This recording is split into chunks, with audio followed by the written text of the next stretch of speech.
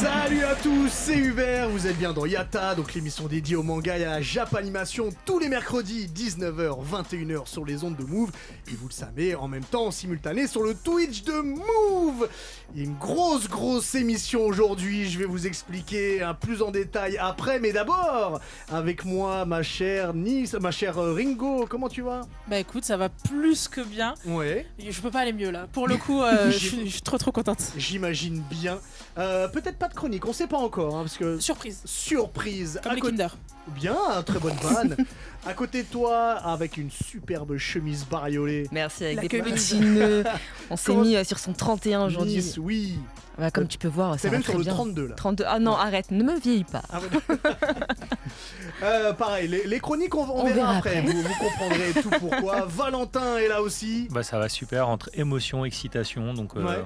on est pile au bon endroit où on aime. C'est l'histoire de ta vie. Voilà. Soso est revenu du Japon. Oui, je reviens tout fraîchement du Japon hier et on se lève ce matin pour quelque chose de spécial. Là, je suis en triple axel, double arrière piqué au niveau du bide là. Je comprends parce que c'est une émission exceptionnelle placée sous le signe du festival de la BD d'Angoulême. Makoto Yukimura nous fait l'immense honneur d'être avec nous en plateau aujourd'hui. Makoto Yukimura Sensei, un grand merci à vous. On a plein de questions à vous poser. Je laisse traduire si tu veux. Ouais. Bonjour, hajimemashite. Bonjour. Makoto desu. Donc on a plein de questions à vous poser. Juste en deuxième heure, on a aussi un énorme invité. Gotanabe nous fera le plaisir d'être avec... C'est énorme aujourd'hui. Ouais, nous c'est fera le plaisir exceptionnel. d'être avec nous. On parlera entre autres évidemment de ces adaptations de Lovecraft. J'imagine ma sœur Nice que tu as des milliards de questions. Totalement, j'ai pris la place de toutes les questions de tout le monde. On verra ça en deuxième heure. Si tout le monde est prêt, ben Yatta, c'est parti. Yatta. Yukimura Sensei, si vous me permettez, je vais commencer par faire rapidement l'histoire de Vinland Saga pour nos auditeurs. Et après, on passera aux questions. Du coup, tout commence en Islande, à l'époque des Vikings. On va suivre Thorfinn, qui voit son père, Thor, un ancien grand guerrier, mourir sous ses yeux par la main d'Askeladd. Et Thorfinn intégrera donc le Drakkar de l'assassin de son père, dans le but de devenir plus fort et pouvoir se venger un jour. C'est le pitch très rapide, mais c'est ça.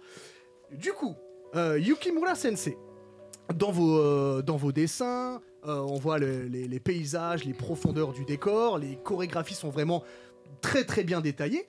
Est-ce que quand vous dessinez, vous pensez aussi à ce que ça donnera un animé? En animé, pardon. Merci beaucoup. Arigatou gozaimasu. Arigatou gozaimasu. Eh bien, je fais de mon mieux, effectivement, pour dessiner de manière la plus précise possible. Mais lorsque j'ai commencé la série, il n'était pas du tout question d'en tirer une adaptation animée. Et j'ai vraiment dessiné très librement et je me suis vraiment lâché sur les scènes de violence. Et c'est pour ça que lorsque on m'a appris que le Vinland Saga serait adapté, j'ai été vraiment plus que secoué, très étonné. Ringo. Alors, le film Les Vikings de 1958 de Richard Fleischer a été une grande inspiration pour vous. Est-ce qu'il y a d'autres œuvres qui ont marqué un tournant pour Vinland Saga? Il y a effectivement un autre film qui s'appelle donc Eric the Viking avec l'acteur Tim Robbins dans le rôle principal. Et c'est un film en fait qui raconte un peu la remise en question d'un viking qui se livre à des pillages incessants et chaque pillage étant censé finalement financer sa prochaine expédition. Et donc il se retrouve pris dans un espèce de cycle infernal de violence. Et il y a une jeune femme en fait qui l'interpelle à ce sujet et qui commence à semer le trouble dans son esprit. Et de ce point de vue-là, c'est un film qui m'a beaucoup marqué. Nice. Alors, j'ai appris dans une de vos interviews que vous n'aimiez pas beaucoup la violence. Pourtant, elle est vraiment représentée dans votre manga, que ce soit psychologique ou physique. Et beaucoup de personnes aiment votre manga pour ça.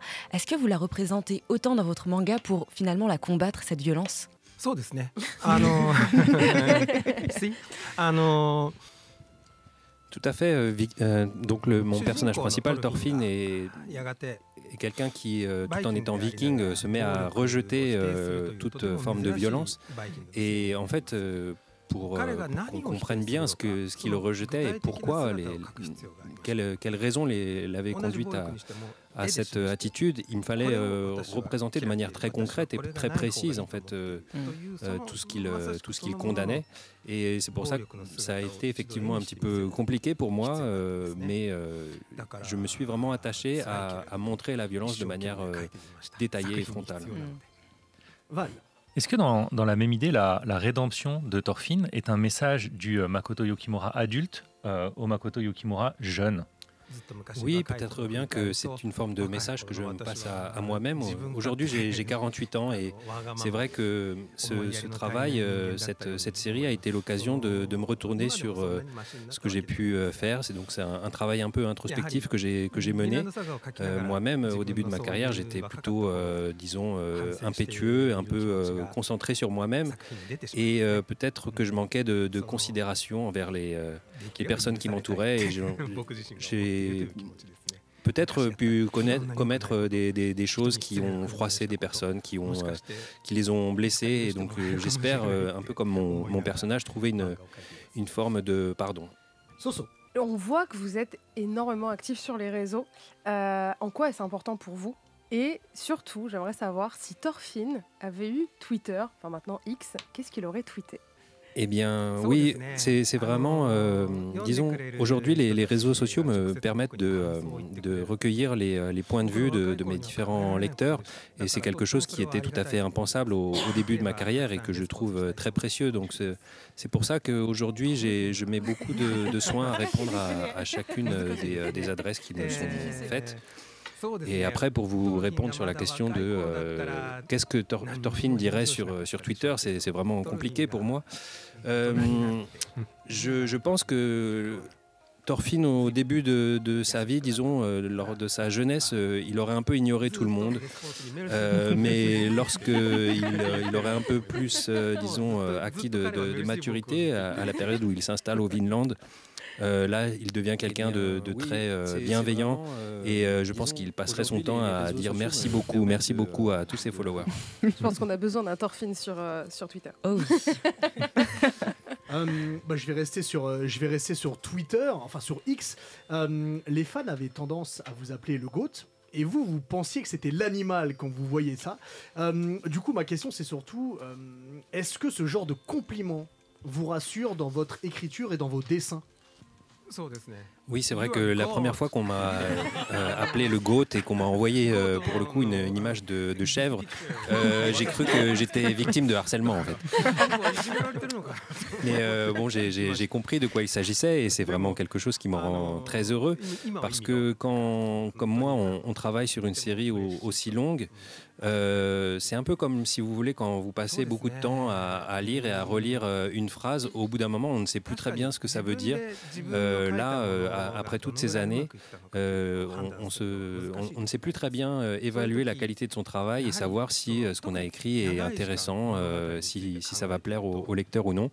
Et donc lorsque je reçois des compliments sur les réseaux sociaux, effectivement je me rassure, c'est un peu comme si on me faisait un petit câlin sur les épaules. Alors je rappelle aux auditeurs, GOAT c'est the greatest of all time.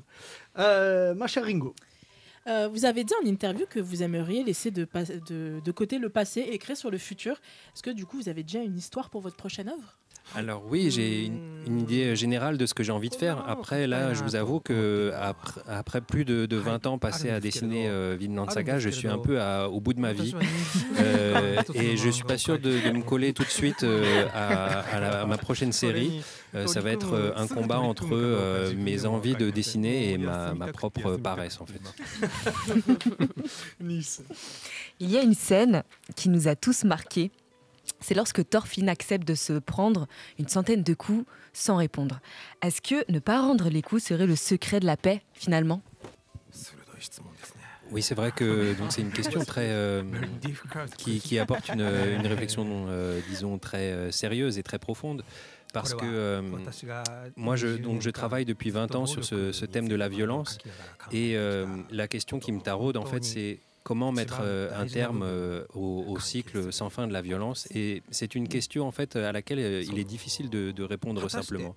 lorsque vous voyez les policiers sont armés, en fait, ils répondent parfois à la violence par la violence. Parfois, c'est compliqué en fait de mettre fin à la violence par disons la passivité ou bien une attitude pacifiste. Et en même temps, je pense que la violence engendre la violence et que si on veut pouvoir mettre fin à ce cycle, il faut nécessairement que quelqu'un prenne sur soi et, disons, fasse le sacrifice de ne pas rendre les coups. Et j'espère que c'est un comportement qui sera, disons, largement suivi. Val. Mais justement, quand Thorfinn abandonne sa vengeance et que vous avez décidé de l'inviter sur le chemin de la rédemption, votre tante Tosha a dit « Non, la série est fichue !» Comment est-ce que vous l'avez convaincu de vous faire confiance ? Eh bien, en fait, il ne s'agit pas tellement de manœuvre de ma part pour convaincre mon éditeur, c'est le soutien des lecteurs qui m'a permis de continuer la série. Parce que c'est vrai que quand j'ai annoncé à mon éditeur que mon personnage deviendrait un esclave et qu'il arrêterait de se battre, il s'est dit bon ok, la série est terminée là, c'est fini, on annule tout. Et pour autant, les ventes n'ont pas baissé, les gens ne m'ont pas lâché, ils ont continué à me suivre. Et c'est vraiment ça qui m'a donné les capacités de continuer. Moi, j'étais prêt à accepter que la série soit annulée, mais ça n'a pas été le cas. Et je tiens à remercier vraiment profondément tous mes lecteurs de m'avoir suivi. Val, tu veux rebondir sur la question ? Ouais, du coup, est-ce que votre éditeur est venu vous dire vous avez raison, ou est-ce que comme Thorfinn, vous êtes resté supérieur sans lui dire tu vois, j'avais raison, restez humble ? Eh bien, c'est vrai que mon éditeur n'a pas exprimé de repentance concernant ses doutes. Et à vrai dire, moi-même, j'étais pas vraiment sûr de mon coup lorsque je lui ai proposé ce tournant dans l'histoire. Et je m'attendais pas à ce que les lecteurs continuent à me soutenir comme ils l'ont fait. Et donc, encore une fois, je remercie mes lecteurs parce que leur soutien me donne confiance en moi et confiance surtout à ma capacité à écrire librement et à pouvoir donner à l'histoire tous les tournants que je souhaite qu'elle prenne sans que leur intérêt ne faiblisse. Soso. Justement, pour rester un peu dans le même sujet, l'arc de la ferme a surpris beaucoup de lecteurs, en tout cas chez nous en France.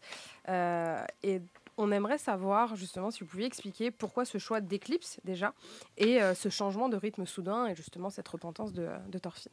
À l'origine, en fait, je voulais faire commencer Vinland Saga par l'arc des esclaves, celui qui se situe à la ferme. Et quand j'en ai discuté avec mon éditeur, il m'a dit « Mais attends, là, on va parler d'une histoire de vikings et il n'y aura pas de combat. Je ne suis pas sûr que ça fonctionne et que ça intéresse les lecteurs. » Et donc, j'ai un peu revu mon scénario, ou en tout cas la manière dont je l'avais construit. Et j'ai choisi de faire entrer le lecteur par l'arc des Vikings.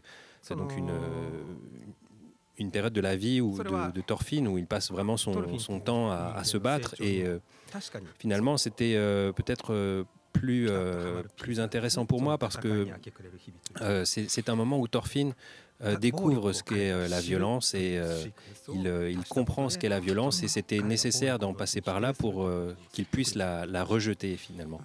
Et donc si vous avez senti une rupture de ton entre l'arc de la ferme et ce qui a précédé, c'est tout simplement parce que j'avais construit mon récit de manière différente. On peut juste le rassurer pour lui dire que nous, on a totalement apprécié. Ah oui. C'est juste des gens qui veulent que de la bagarre, qui n'ont pas compris. Moi, je voulais rebondir. Nice, tu veux rebondir sur la question ? Oui, tout à fait, parce qu'avec cet arc à la ferme, l'esclave à la ferme, vous avez en quelque sorte illustré la dépression et la guérison. Est-ce que c'est un peu la volonté que vous avez eue ? Tout à fait. On peut vraiment dire que l'arc de la ferme et des esclaves, c'est la partie de Vinland Saga qui m'a réellement donné envie de dessiner cette série. Et ce que je voulais raconter à travers ce passage, c'est comment on se relève après un échec, comment on se reconstruit. Et j'espérais, en fait, en racontant ce passage de la vie de Thorfinn, que des lecteurs qui auraient pu vivre des situations d'échec ou des situations situation douloureuse, puissent à travers cette histoire trouver peut-être un peu de réconfort et un peu de force pour eux-mêmes se relever. Souvent, les mangaka ont un personnage préféré dans leur œuvre. Par exemple, on sait que Akira Toriyama préférait Piccolo dans Dragon Ball. Du coup, vous imaginez ma question, quel est votre personnage préféré dans Vinland Saga ? Oui, c'est très compliqué pour moi de répondre. Je pourrais vous dire que mon personnage préféré est Thorkel, mais c'est aussi Hild, c'est aussi Sigurd, Einar, Thorfinn, évidemment, Gros Yeux, et aussi tous les plusieurs personnages donc des natifs américains qui apparaissent à la fin de la série. Mais je pense que mon personnage préféré, c'est celui de Askeladd, parce que j'ai pris beaucoup de plaisir à le dessiner, et parce qu'il a finalement dépassé un petit peu mes espérances. Au début, je le considérais comme le mentor de Thorfinn, celui qui le conduit sur le champ de bataille, mais j'ai eu l'impression qu'il a trouvé, disons, un écho particulier auprès du public. Et c'est un personnage qui a acquis une vie, disons, un supplément de vie par rapport à ce que j'avais envisagé au départ. Je vais me permettre juste de rebondir dessus. Moi aussi, c'est mon personnage préféré, Askeladd, parce que au-delà d'être le but ultime de Thorfinn, c'est devenu, comme vous l'avez dit, son mentor, mais c'est devenu son père de substitution. Et en effet, la détresse qu'il y a par la suite, c'est parce que Thorfinn n'a pas réussi à faire ce qu'il voulait. Donc je suis un grand fan d'Askeladd et merci pour ce personnage. ありがとう。ありがとうございます。そんなにアシュラッドを好きでいてくれて嬉しいです。Ringo. Alors, on va rester sur les personnages masculins. Parmi tous ces personnages masculins qui sont très très virils, vous parvenez quand même à créer des figures féminines toutes différentes, mais très très puissantes, notamment Hild ou Gudrid. Est-ce que vous accordez plus de temps à l'élaboration de ces femmes ou est-ce que c'est complètement naturel ? Je passe environ 3 fois plus de temps à travailler mes personnages féminins que mes personnages masculins, et tout simplement parce que je suis très ignorant en matière de femmes. C'est vrai que pour les personnages masculins, ils ont tous un petit quelque chose qui vient de moi, dont je m'inspire de mon propre vécu ou mon propre caractère pour mes personnages masculins. Pour les femmes, c'est beaucoup plus compliqué, donc je suis obligé de leur prêter des traits qui me font défaut, et donc je suis un petit peu je marche sur des œufs en fait. Je me demande toujours si ce que j'ai écrit est ok. Est-ce que une lectrice, qu'est-ce que va penser une lectrice de mon personnage féminin? Et finalement au résultat des courses, c'est que beaucoup de mes personnages féminins sont des gens très dynamiques, disons, très énergique, et c'est peut-être parce que tout simplement j'aime les femmes de ce type-là. Soso, tu voulais réagir à la question? Oui, parce que justement vous avez dit je m'inspire de ma vie, de moi pour les personnages masculins entre autres. Bah, du coup c'est lequel qui vous ressemble le plus? Thorfinn ですね。Ok, j'aime beaucoup la réponse. Pourquoi? Donc mon personnage préféré, c'est... Enfin, disons que le personnage préféré... le personnage qui me ressemble le plus, c'est celui de Thorfinn. Parce que, comme lui, quand j'étais jeune, j'étais un peu un bon à rien. Et disons que, bon, j'étais pas comme lui à me promener avec un couteau et à planter des gens. Mais j'ai causé beaucoup de tort à tout un tas de personnes, dans le respect de la loi, hein, bien sûr. Mais comme Thorfinn, eh bien, disons que les efforts que j'ai pu fournir, eh bien, et aussi toutes les attentions dont j'ai pu bénéficier m'ont fait changer de point de vue sur le monde et sur moi-même, et m'ont amené à évoluer. Et c'est pour cette raison que je pense que Thorfinn est le personnage qui me ressemble le plus. Ringo, tu voulais rebondir là-dessus aussi? Rebondir sur ma question précédente par rapport aux femmes. Vous avez dit que vous mettiez du temps, etc. Est-ce que vous envisagez peut-être un jour de faire un manga avec un personnage féminin principal? Eh bien, pour cela, il faudrait que je mène des recherches approfondies sur la question, et je pense que ça me prendrait au moins une 30aine d'années. Nice. Alors moi, je vais revenir sur un personnage dont on parlait tout à l'heure pour développer un peu plus, Askeladd. Oui, parce que moi, je l'ai toujours considéré du coup comme son père, en tout cas, parce qu'il lui a permis de survivre. Il lui a donné quand même les armes pour survivre dans son monde. Et c'est un avis qui a toujours été controversé.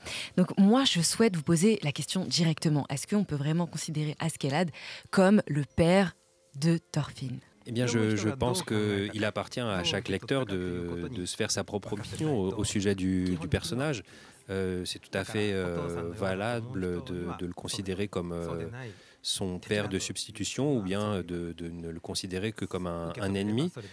Moi, c'est vrai que pour moi, c'est un personnage qui a formé Thorfinn. C'est quelqu'un qui l'a rendu plus fort. Donc, de ce point de vue-là, j'ai tendance à le considérer comme un de ses pères. Mais encore une fois, chacun est libre d'avoir son point de vue sur la question. Val. Vous avez parlé de l'importance de la documentation, particulièrement dans l'approche d'un manga historique. Racontez-nous votre rencontre avec le personnage de Thorfinn Karlsefni Thordarson. Comment ce personnage qui a existé, ce marchand, est devenu votre protagoniste? Qu'est-ce qui vous a marqué chez ce personnage? J'ai appris l'existence de Thorfinn, qui était un marchand islandais, lorsque j'étais au lycée pendant le cours d'histoire. Et quand j'ai appris en fait que donc les Vikings s'étaient rendus sur le continent américain 500 ans avant Christophe Colomb, je n'en revenais pas et j'ai trouvé ça vraiment très étrange parce que finalement pourquoi un marchand islandais n'a pas choisi de se tourner vers l'Europe qui était beaucoup plus proche de lui pour je sais pas de s'enrichir ou gagner du pouvoir. Et c'est ce mystère qui m'a disons taraudé pendant toutes ces années et auquel j'ai essayé d'apporter une réponse avec Vinland Saga. Voilà pourquoi des gens au lieu d'aller en Europe se sont tournés vers l'Ouest alors qu'on pensait que le monde se terminait sur une énorme falaise à cette époque. Pourquoi ils sont partis vers l'inconnu? Et qu'est-ce qui les a poussés? Quelle était leur motivation pour partir à l'aventure comme ça? Soso. Votre manga traite de la violence inéluctable et du combat intérieur pour agir en pacifiste. Au vu des événements géopolitiques dans le monde actuellement, votre propos s'est-il vu renforcé? J'ai commencé Vinland Saga à une époque où l'humanité connaissait une période de paix presque sans précédent.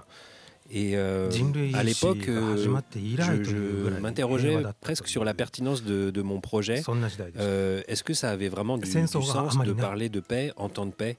Et finalement, quelqu'un m'a dit que c'était tout à fait le cas parce que parler de paix une fois que la guerre a commencé, c'est déjà trop tard.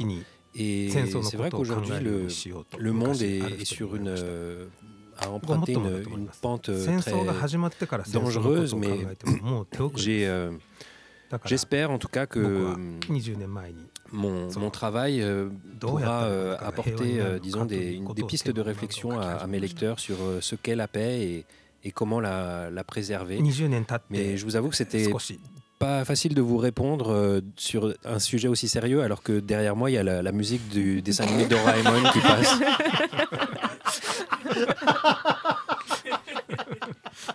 C'est vrai. Alors, merci la régie pour le choix de musique. Je viens de recevoir une question de Face, notre producteur. Donc la question qu'il aimerait vous poser, c'est que l'arc de la ferme lui fait penser à une citation. C'est l'homme fort n'est pas celui qui terrasse les gens, mais c'est celui qui maîtrise sa colère. Est-ce que vous êtes d'accord avec cette citation du coup? Je suis entièrement d'accord avec cette phrase. Pour moi, finalement, les gens qui se créent des ennemis sont avant tout des gens qui ne s'aiment pas. Finalement, ça me renvoie à ce proverbe africain qui dit que celui qui déteste les autres est quelqu'un qui se déteste lui-même. Et pour moi, il n'y a pas de devoir plus impérieux, plus urgent que celui de se regarder soi-même face à face, de faire un travail d'introspection, de comprendre d'où nous vient notre colère et d'apprendre à nous aimer. c'est la clé pour moi d'un monde apaisé. Et pour moi, les personnes qui en sont capables sont vraiment des personnes très, très fortes. Ouais, Nice, je tu voulais juste réagir dessus? rebondir. Oui. Alors, est-ce que le vrai combat, finalement, c'est pas contre son ego? Tout à fait. Je pense que de ce point de vue-là, le combat le plus difficile à mener, c'est celui qui consiste justement à ne pas mener de combat. Comment faire pour éviter l'affrontement et donc comment lutter contre soi-même pour ne pas sombrer dans ce cycle. Val. Pour rester sur les parallèles, vous avez posé la question pourquoi ces explorateurs allaient vers la mer inconnue. Est-ce que le mangaka, c'est pas aussi un explorateur de cette page blanche? Et comment vous trouvez la motivation le matin de travailler? これから冒険に出かけるぞっていう有田系の夢をかき集めて Oui, tout à fait. Bah, voilà, chaque matin, quand je me lève, je chante et je me donne de la force en me tournant vers l'écran de ma tablette numérique. Chanter du One Piece. Un grand merci à vous, Yukimura Sensei. Vous avez été fabuleux, vous avez fait l'honneur d'être là. Je ne sais pas comment vous remercier. Arigatou gozaimasu. Arigatou gozaimasu. Arigatou Et en plus, gozaimasu. Merci beaucoup. On a encore 1 milliard de questions, mais ce sera pour la prochaine fois.